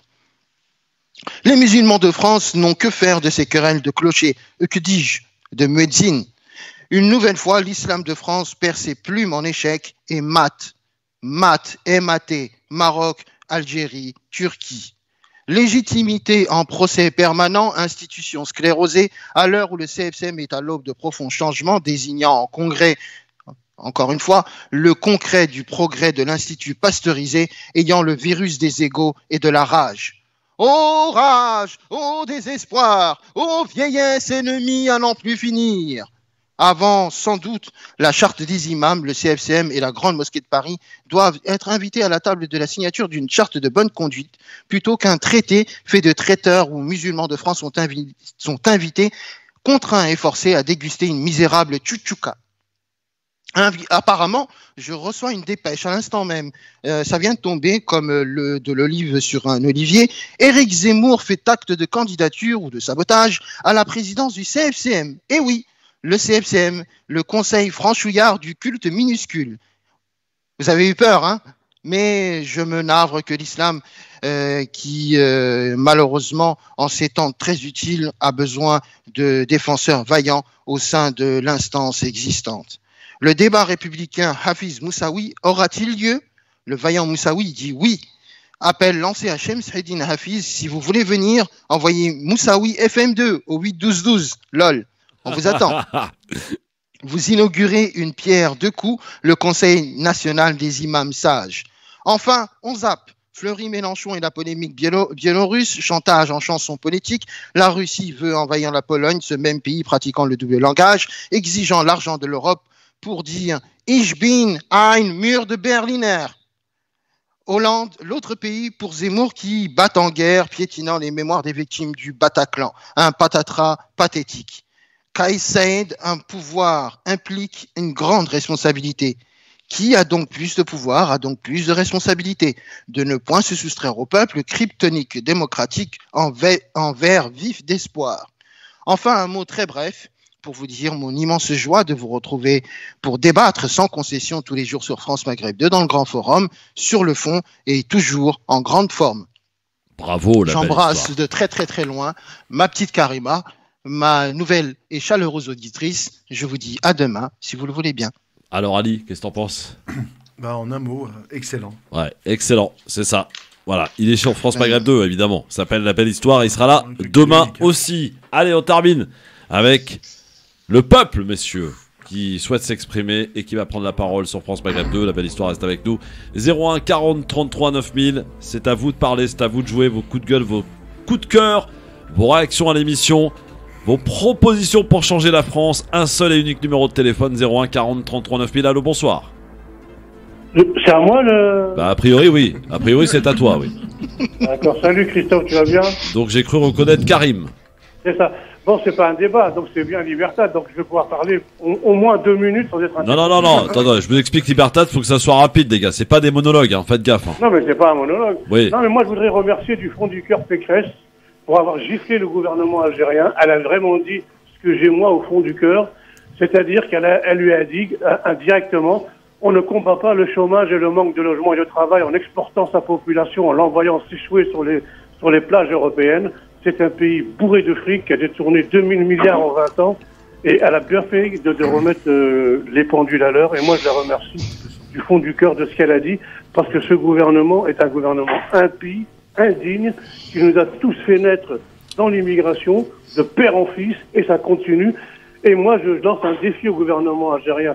Es-tu capable, toi qu'on vient de gifler et de cracher à la gueule, d'offrir un avenir, ne serait-ce qu'à 50 000 Algériens par an, par exemple?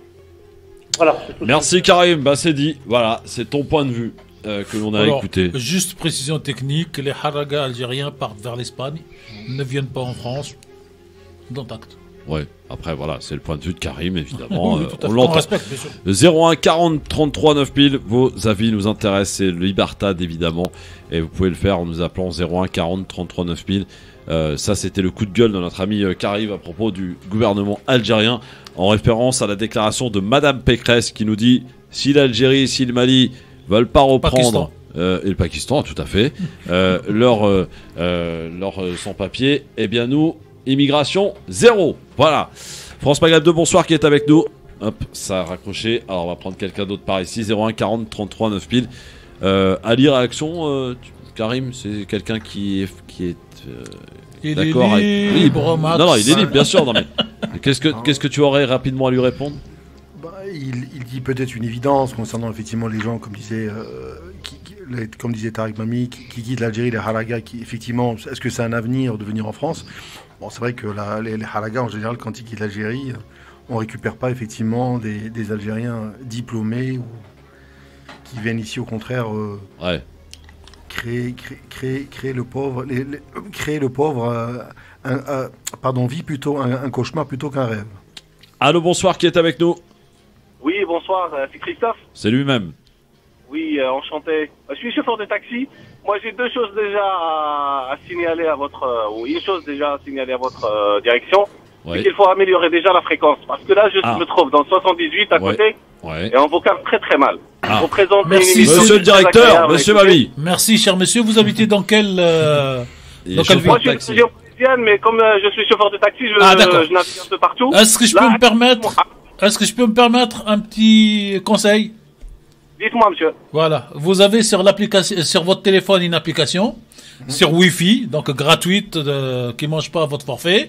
Et celle-là, non seulement elle vous permet de travailler ici en France, mais si par extraordinaire vous allez en vacances en Californie ou en Australie, vous avez toujours la radio avec vous. L'application s'appelle France Maghreb 2 sur nos smartphones. Oui, mais là il appelait pour dire qu'il y a un problème au niveau des Yvelines pour la fréquence. Là, oui, c'est pour ça. Donc, exactement. Non, mais quand la fréquence FM ne marche pas, on a une nouvelle fréquence qui s'appelle DAB, mais tout le monde ne l'a pas. Mais la meilleure des solutions aujourd'hui, dans l'ère du digital, c'est cette application téléphonique. Deuxième question, je crois, il y en avait deux, hein, Youssef. Non, c'est pas une question, mais juste pour participer à votre émission. Ouais. Moi, ce que je souhaiterais avoir ou que le gouvernement entame, c'est d'enseigner les droits et les devoirs dans ce pays-là. Et c'est tout le problème que nous avons, je pense, en France. Ça rentre dans le cadre d'une proposition à faire, donc enseigner les droits et les devoirs. Exactement. À qui? Aux enfants, tout le monde, c'est ça? Vous verrez ça comment? Dans l'éducation nationale. À l'école, d'accord. Ça peut être une bonne idée. Ça peut être une bonne idée. Merci mon Youssef. Voilà, bonne soirée. Bonne soirée. Merci beaucoup. Et malheureusement, on en prendra d'autres demain parce que c'est déjà fini. Dites donc, ça passe super vite. Merci beaucoup mon Ali. Merci. Tarek. Vous reviendrez nous faire un petit tour demain? Oui, avec grand plaisir. Merci la belle histoire. À demain. Merci beaucoup. Bisous à tous. Bisous Karima. Bientôt. Mais qu'est-ce que t'as avec Karima, toi? Ça m'inquiète là. Mais Karima, c'est parce que c'est un prénom que j'aime bien. Ouais, bien sûr. Ouais. Alors, juste que ça s'écrit pas avec un K au début, mais avec un C. Ah bon? Ah ouais? C'est avec un K, je confirme. C'était juste pour vérifier si vous suiviez. Bon, merci. Je pense qu'elle est généreuse. Alors. Oui, elle est très généreuse. On a vu comment tu l'as remercié aujourd'hui. Bon, reste avec nous sur France Maghreb 2. La suite, c'est dans un instant. Et je crois que mon ami DJ Nabil va reprendre la relève dans un instant. À tout de suite. Bonne soirée et à demain.